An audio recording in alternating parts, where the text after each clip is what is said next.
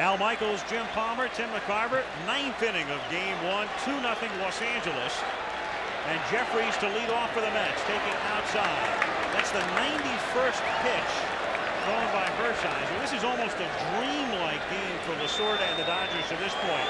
On the verge of a victory and a pretty low pitch count, but Jeffries whacks it into center field for a base hit.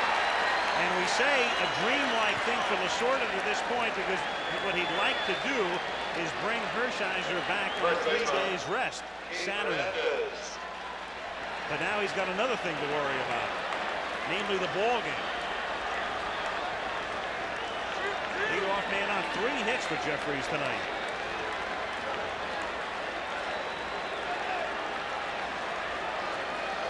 That ball rifled by him, and how about that? A rookie's first game. He probably feels like Steve Sachs back in 1981. Played in the World Series and the playoffs, and then was Rookie of the Year in '82. The outfielders being reminded now to throw the ball to second base as the Mets have their rally caps on. They need it. And here's Hernandez, and you can see with Jeffries at first base, Woodson, who is the new first baseman for the Dodgers, can take the liberty of playing behind him. The tying run at the plate, and he's going to go and exploit it, and it's hit down to Woodson, who makes the play at first base. So he was playing behind him, and Jeffries figured, why not go to second? Jeffries is off the bag now. He thought it was a line drive. He wanders off the bag. For the moment, he's a lucky guy right now. They're lucky in a couple of respects. That's a double play ball if he's not going, but then again, he almost gets himself out. Right now, he needs to pick up one of the coaches. They're going to give him some help. Alfredo's not going to do it. Yeah, he thinks it. He probably thinks it's a line drive now. Alfredo is waving, and now he's miffed that the throw wasn't made in time. I'll tell you what, he'll learn a lesson, and he didn't get burned by doing it. Next time you pick up a coach. You know, ask the opposing players. They rarely tell the truth. Oh, yeah. Especially if they're from the Dominican Republic. And you don't speak the same. I mean, Alfredo does speak English, but not in that case. He thought for the moment he was doubled off at first base on a line drive. So 1 out. Here's Strawberry. 1-0 to count. Well, this is a tough situation for Hershiser because I think he realizes, and Jeffries is a good example, when he gets the ball in the middle of the plate, doesn't make the good pitches, the ball gets hit hard. We've seen that numerous occasions. When he makes good pitches, he can get guys out. But also, this is the tying run at home plate here. Not the winning run, but the tying run. A guy that hit 39 home runs. You want to make great pitches, but can he do it? They're breaking balls behind in the count. His last at bat. We'll see if he does it again. The 1-0 pitch is a fastball for a strike. 1-1. Of course, if you're a pitcher, you always know who's on deck. If you take a look at Jamie Hershiser, Orioles' wife, but if you're a pitcher, you know who's on deck. Next guy just hit 29 home runs with 99 RBIs. So you don't pitch around Strawberry in this case. McReynolds waiting next. Jeffries at second with 1 out of the 9th inning.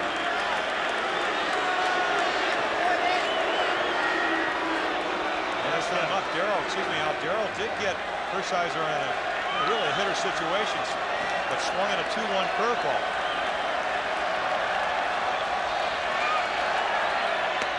Low. 2-1.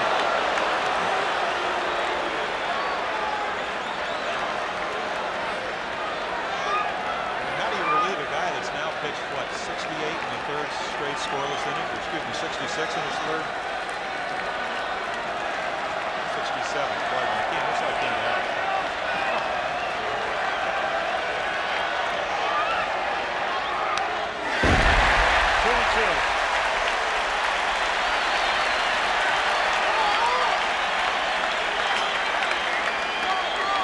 Strawberry, a very anxious hitter. And if I'm Hershiser, I'm thinking about going out of the strike zone to get him out right now. That curveball, if you remember, when Hershiser was talking earlier to you, Al, earlier this afternoon, he was talking about the curveball out of the strike zone down. It's a good time for it right now.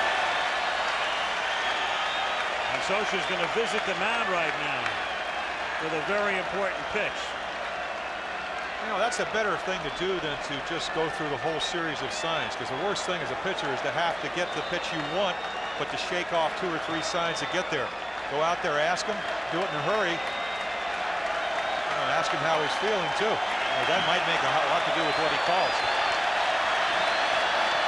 The Darryl chant mocking version reverberates through Dodger Stadium with the count 2-2.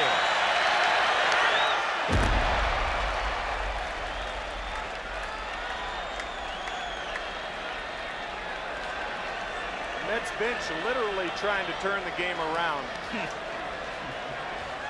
And Lasorda ready to reach for the antacid. Right, this could be the series of the dueling antacid managers. Right. And these guys won division titles. What about the other guys? 2-2 on Strawberry.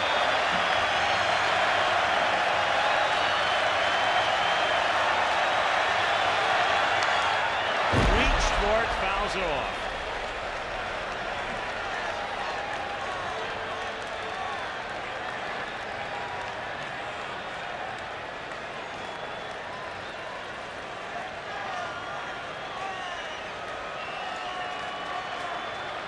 We talked many times about what counts do to a pitcher's psyche. You don't want to go 3-2. 2-2 is a lot better count because if you do miss, you still have an option. 3-2, you feel like with the situation at the tying run at home plate, the winning run on deck, maybe you have to throw a strike. It's not a good idea when the guys hit 39 home runs. You'd like to get Strawberry out, as you said, out of the strike zone. Line into right center for a base hit. That will score a run. The Dodger outfield very deep, and Strawberry will take advantage by sliding into second with a double. So Jeffries comes in to score to make it 2-1, and the tying run is now at second base. And the Dodger infield or outfield backed up with Strawberry at the plate, and as Shelby surrounded it, Strawberry is able to take the extra base. I'll tell you, in fairness to the Dodger outfielders, you're playing back to prevent the double, but because they were back, that caused the double. Because Shelby had the range too far to his left, and once Strawberry saw that momentary bobble, boom, he's into second base. Not even close. And now, with a tying run at second, the Dodgers sending Perinoski to the mound. They're also going to put Jose Gonzalez in the game in left field in what could be a double switch, with McReynolds coming up. Again, the ball bobbled. And Hershiser's going to come out of the game. The ovation for Orioles.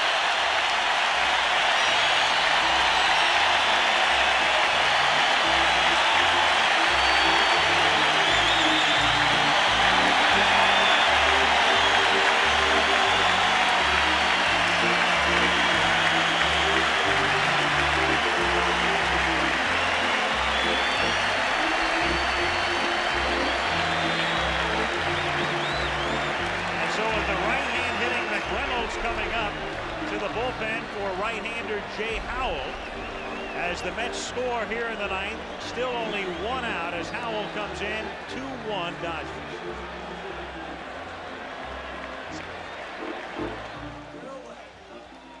Hey, Steve Hurt, can we show that?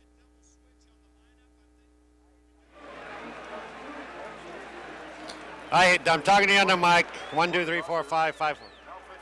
Yes, I do. Everything's fine.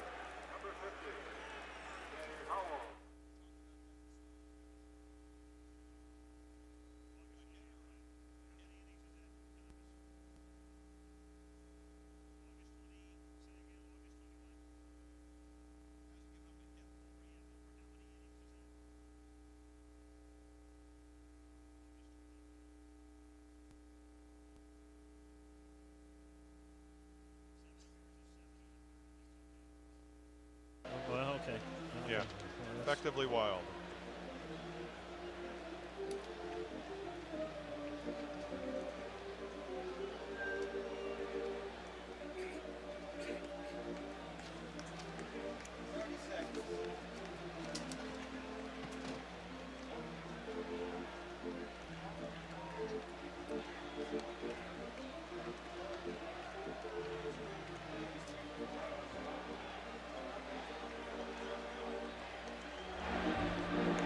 first. You want the inside pitch right now?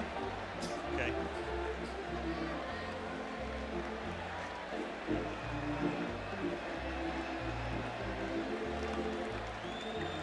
Hershiser masterful tonight, but turns it over now to Jay Howell in his first year with the Dodgers. Here's the inside pitch from Mike Schmidt. For me, Jay Howell might be the toughest right-handed closer in the league. And it's because he's what we call effectively wild. He could come in and throw the ball anywhere at any time and then paint the outside corner on you 2 or 3 pitches in a row and strike you out. His favorite pitch is his hard curve, but what he must do is come into the game and establish that he can throw strikes with that 90+ mile-an-hour fastball so that he can go to that curveball and strike the hitter out. Jay's a good fielder. One thing you want to watch, though, is he doesn't hold runners on that well. He's got a big kick going to home plate. That could work to his disadvantage. He's going to be easy to steal on.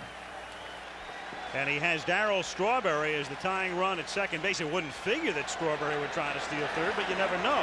But he can. I mean, he has 29 steals on the year, but I don't think he's a great base runner, but he has great speed.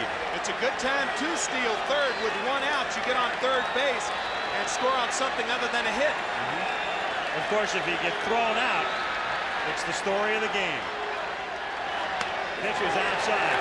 Hershiser yields his first run since the 30th of August. Meanwhile, Jay Howell has not allowed a hit since the 29th of August. There's Jose Gonzalez in left field on the double switch. But Howell, in his last 7 appearances through the month of September, did not give up a hit.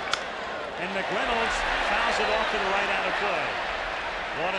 And the Dodgers during the offseason, their first priority, get somebody to come out of the bullpen to close it out. And they got 2 guys. They got Orozco, who, as it turns out now, is more of a left-handed specialist, and Howell, who is the true closer. And that he is. After elbow surgery, there was some doubt, but he's come back. 70 strikeouts in 65 innings, so he is overpowering.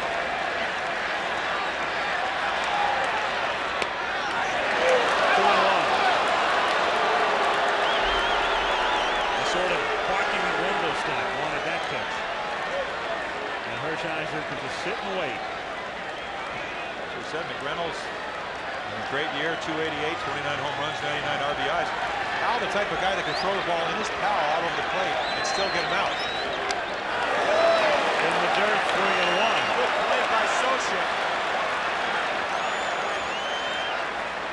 Mike did not go after that ball like he should go after it, but he went after it with his glove and fortunately made the play. A very, very good play by Socia.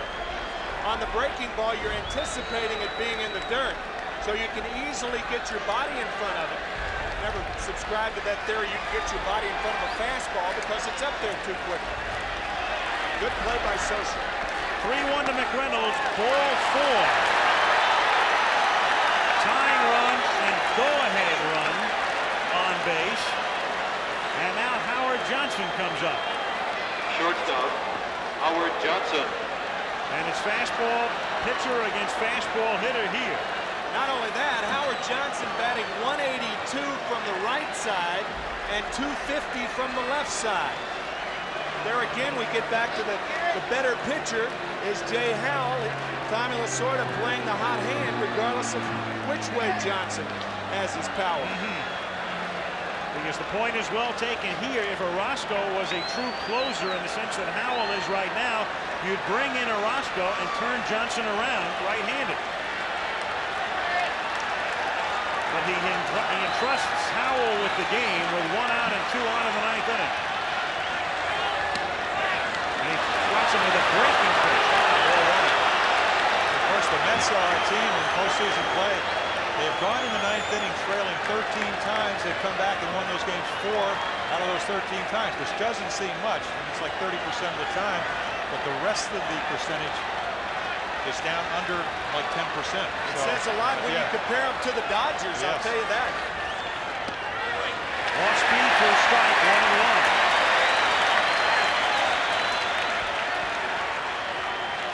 1-1. In the history of postseason play, the Dodgers have come back when they were trailing in the 8th inning 1 time in 61 games.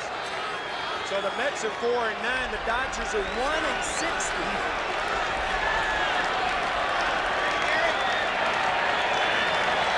1 ball and 1 strike.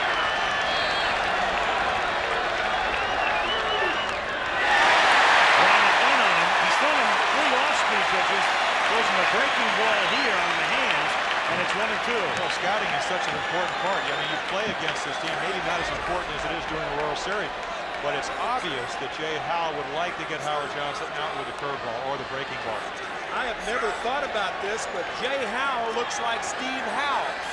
He looks like a right-handed Steve Howell. And since the days of Steve Howell, the Dodgers have searched and searched for somebody to close out ball games.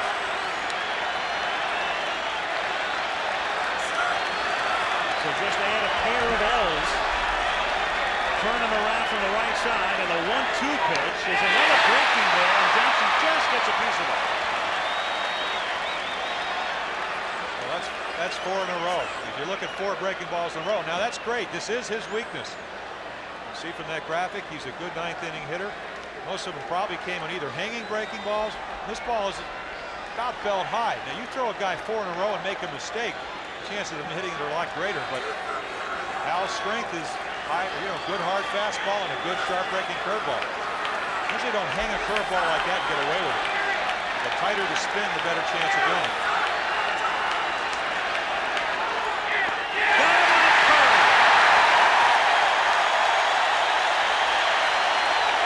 So a fastball pitcher against a fastball hitter, and he never throws a fastball. Well, Mike Schmidt hit the nail on the head. Look where his head is on this curveball. Now he's seen this is the 5th in a row. Can't keep that shoulder in. And that's what it all is. He can, though. Yeah, for obvious reasons. So now Carter comes to the plate. The Mets with a tying and go-ahead runs at first and second, and both are great base runners. Strawberry with his great speed at second, and McReynolds, who stole 21 bases this season without being caught, is at first. And Davey Johnson looks on as Carter gets ready to come to the plate after Socha confers with Howell. You could understand why the outfield was deep with Strawberry hitting. I can't understand why the outfield was this deep with Gary Carter hitting. They're playing deep because they're defending against the Gary Carter of 5 years ago and his reputation, not this year. Curve again, 4-1.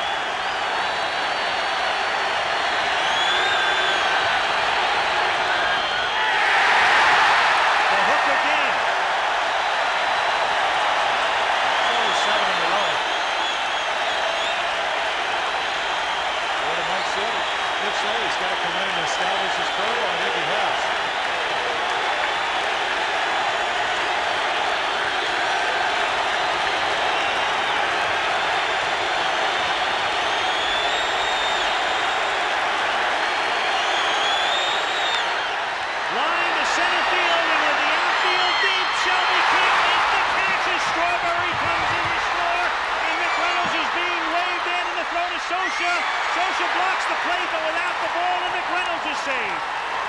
And with the Dodger outfield deep for Carter, it costs him. As Shelby just falls short of coming up with it.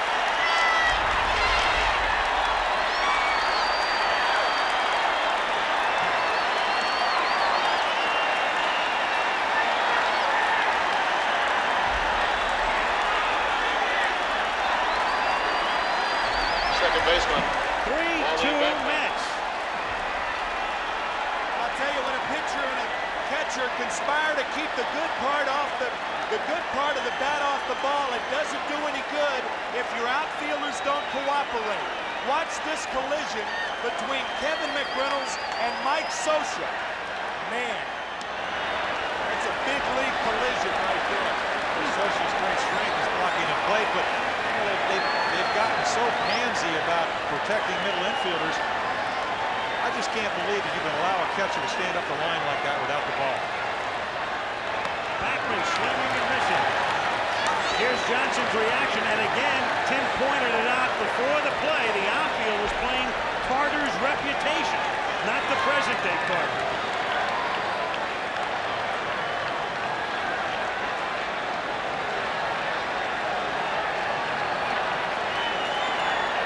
To the count, and it's fouled at the plate. Now the Dodgers down by a run and looking ahead to the bottom of the ninth inning have Marshall, Shelby, and Socha due up.